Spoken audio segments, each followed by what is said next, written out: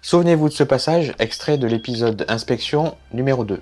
On retrouve un autre synthétiseur d'horloge temps réel, celui-ci est un DS17487 et je vous expliquerai un jour pourquoi ils sont aussi épais. Et ben c'est maintenant, je vous explique. Ce composant est donc une horloge temps réel produite pour des ordinateurs et autres dispositifs électroniques qui sert principalement à calculer un décompte très précis du temps en nanosecondes. Et dans ce boîtier de polyépoxyde, on trouve 3 éléments complémentaires, et notamment un circuit intégré principal, mais aussi pour être totalement autonome, il dispose de sa propre source d'énergie, une pile au lithium ici, et un oscillateur à quartz par là. C'est la raison pour laquelle il est beaucoup plus épais qu'un boîtier DIP 24 broches classique. A l'aide de mon Dremel, je vais le découper en tranches pour vous montrer comment sont agencés ses composants, et pour me permettre aussi d'extraire la puce de silicium dans un second temps.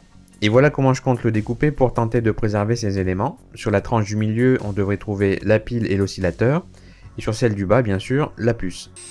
Je poursuis pour retirer la première des 3 qui ne renferme rien que de l'époxy, et j'en profite d'ailleurs pour préciser que ce composant date de 1995, il a donc 20 ans.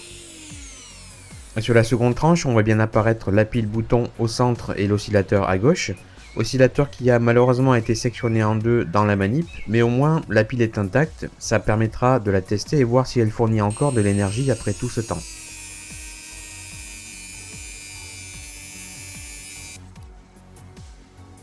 Bon, la séparation en deux n'a pas fait trop de dégâts, je pense que je pourrais extraire aussi la pile au lithium tout à l'heure.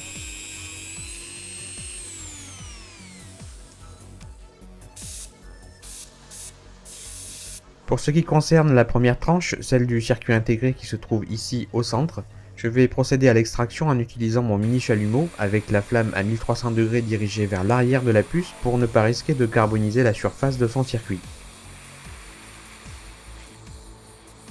Et à ma grande surprise, après le passage au chalumeau, le boîtier s'est littéralement disloqué en exerçant une pression à la pince sur ses flancs, ce qui a permis de relâcher la puce intacte. Et pour finir, petite passe de nettoyage aux ultrasons dans l'acétone pendant 5 minutes.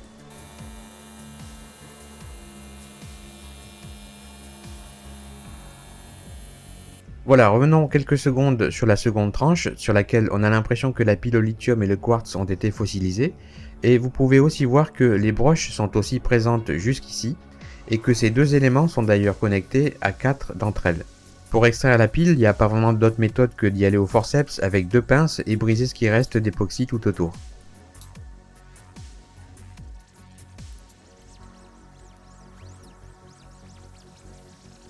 Voilà, et vous pouvez maintenant voir que la face supérieure positive de la pile bouton est reliée à cette broche-ci, ce qui sous-entend donc que la face négative était reliée à une autre par ce connecteur encore en place.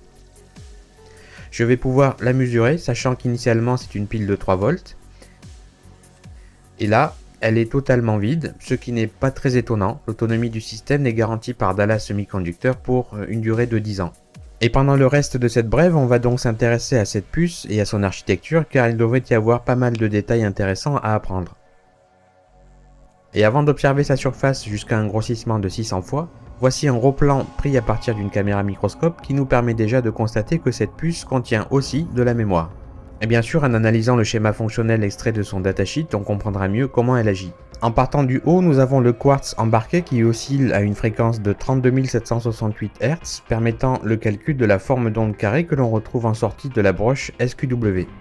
Sa pile garde le dispositif éveillé et sous tension en cas d'absence d'alimentation auxiliaire, et le circuit de contrôle de la lime permet au système d'être réveillé par un événement extérieur comme par exemple une pression sur le clavier, et c'est par le signal en sortie de la broche PWR que le CPU reçoit l'information. Ensuite se trouve le noyau dur de ce système, l'interface bidirectionnelle des bus de données et d'adresses par où le temps et la date transitent vers le CPU.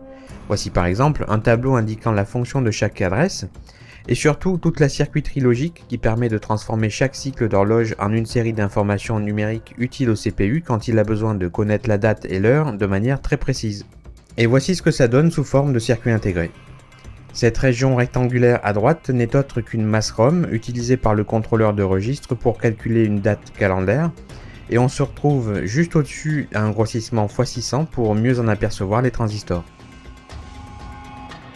On est ici au-dessus de l'interface des bus de données et d'adresses. Cette région fait partie du contrôleur d'alimentation avec sa circuiterie analogique et logique, et à un plus fort grossissement, on distingue mieux les détails, et notamment ce circuit de filtrage à base de condensateur.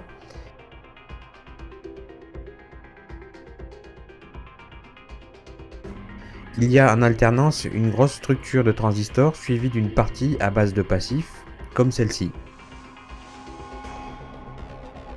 Je n'ai pas su déterminer à quelle partie logique se rattachait cette structure complexe de transistors, mais je vous la montre quand même à un grossissement important car elle n'en est pas moins intéressante.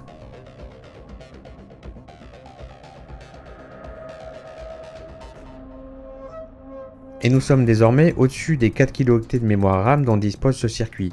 Et vous voyez mieux à cette échelle les transistors qui sont alignés sur deux blocs de 8 niveaux chacun. Et sur ces images, on a l'impression que cette bande horizontale qui délimite la matrice de transistors contiendrait presque des inscriptions en hiéroglyphes. Et c'est sur cette dernière portion de circuit que l'on clôture cette brève qui aura surtout servi à vous donner un aperçu de ce que sont les horloges temps réel pour systèmes informatiques.